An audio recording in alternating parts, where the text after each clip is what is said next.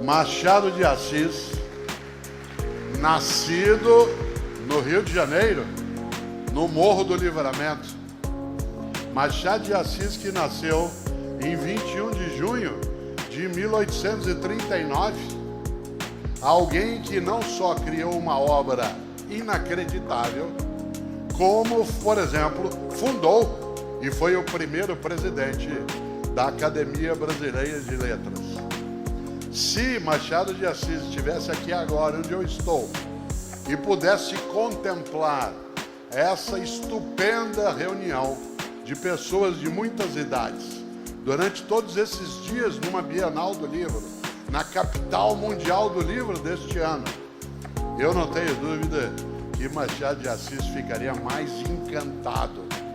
Ele que foi chamado às vezes de bruxo do Cosme Velho, onde ele viveu uma parte da vida dele ao final. Esse bruxo, no sentido mais positivo, alguém que era capaz de encantamentos, eu não tenho dúvida que Machado de Assis ficaria, mais do que encantado, ficaria boquiaberto. Na cidade em que ele nasceu, milhares e milhares e milhares de pessoas se juntam para visitar o livro, a literatura, o encontro com a história, a arte, o encantamento, o desejo, a agonia, a alegria. Aliás, Machado de Assis nasceu no aniversário de um dos maiores brasileiros, que também nasceu, no dia 21 de junho, antes dele, que é o baiano, mas que passou a vida um pedacinho no Rio e o restante em São Paulo, que é Luiz Gama. Luiz Gama é a personagem negra da nossa história mais importante. Ele que nasceu numa família em que ele não estava escravizado, mas aos 10 anos de idade, com a morte de sua mãe, ele foi vendido pelo seu pai e tornado escravizado aos 10 anos de idade. E ele se tornou um advogado, não no sentido formal, porque não foi aceito na universidade, por ser negro. Na época chamado, como Machado de Assis o foi, de mulato. E Luiz Gama é um dos heróis da pátria.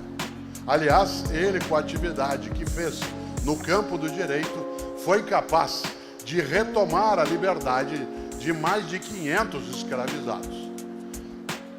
É interessante porque eu falo aqui de Luiz Gama, um herói nacional, e uma parte de nós não o conhece. Uma parte de nós não tem tanta ideia. Muitos o sabem, mas nem sempre. E eu digo isso porque Machado de Assis, também ele, era filho de pessoa afrodescendente, para usar um termo mais contemporâneo. Aliás, durante muito tempo no Brasil, inclusive na escola, houve um embranquecimento do Machado de Assis. Em outras palavras, poucas vezes alguém disse que Machado de Assis era negro.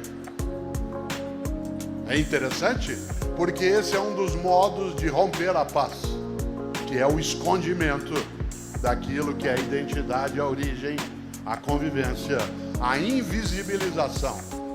E Machado de Assis é considerado, por exemplo, por um dos maiores críticos de arte da história, um homem chamado Harold Bloom, que disse que Machado de Assis é o maior escritor negro da história. Não o maior escritor negro no Brasil, o maior da história. A avaliação literária muitas vezes é subjetiva, mas essa ideia em relação a Machado de Assis é mais do que especial. No entanto, todas as vezes que posso, eu recomendo, fiz hoje isso, a leitura de um dos livros mais impactantes na minha vida, e é provável que quem aqui leu também assim sinta, que é quando Machado de Assis escreve um livro que é narrado por uma pessoa que faleceu.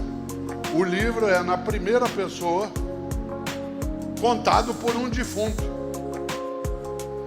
Claro que isso é inédito em vários momentos. Essa obra se chama Memórias Póstumas de Brás Cubas. E é interessante porque Machado de Assis dedica o livro, logo no início, a algo que parece um pouco tétrico. Logo no início ele diz: dedico esse livro. É o defunto falando, não o Machado de Assis, mas é o Machado de Assis. É o defunto dizendo: dedico esses escritos ao verme que primeiro me comeu. Olha que coisa genial. Às vezes eu fico com uma certa raiva de gente que é capaz de ter ideias que eu nem cheguei perto.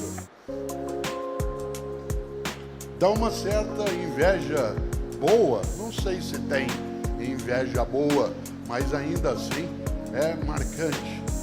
Dedicar um livro narrado por um defunto ao primeiro verme que fosse degluti-lo. E o grande Machado de Assis, nesse livro, Memórias Póstumas de Brás Cubas, ele escreveu algo que eu vou dizer duas vezes para a gente refletir.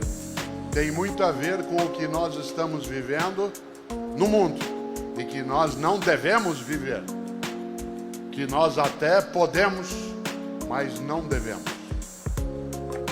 Nesse livro, Machado de Assis usou uma expressão que um dia eu até utilizei como abertura de um livro meu na Cortez Editora, em que ele diz: ninguém confie na felicidade presente, porque há nela uma gota da baba de Caim.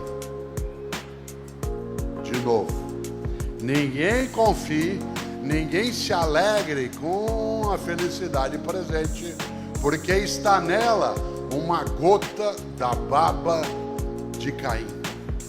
O que é a baba de Caim? É um pouco do que sobrou do primeiro fratricida. Isto é, o primeiro relato mais comum num livro no Ocidente, por nós conhecido, não é o primeiro livro ocidental, mas é o livro mais conhecido no Ocidente, que é a Bíblia hebraica, e depois a Bíblia cristã, e uma parte dos escritos islâmicos, em que se conta a história de Caim que assassina seu irmão. A baba de Caim, isto é, aquilo que sobrou no canto da boca de um fratricida. E por isso, quando Machado de Assis levanta essa ideia, eu, na minha trajetória aí de meio século na docência, achei um dia, após ler Memórias Póstumas de Brás Cubas, que talvez eu devesse ter algum modo de viver no qual eu ajudasse a extinguir a baba de Caim, a fazer com que ela não existisse mais. Isto é, que o fratricídio, que o assassinato, que a eliminação de pessoas na vida, no lugar de elevar a vida, fosse possível.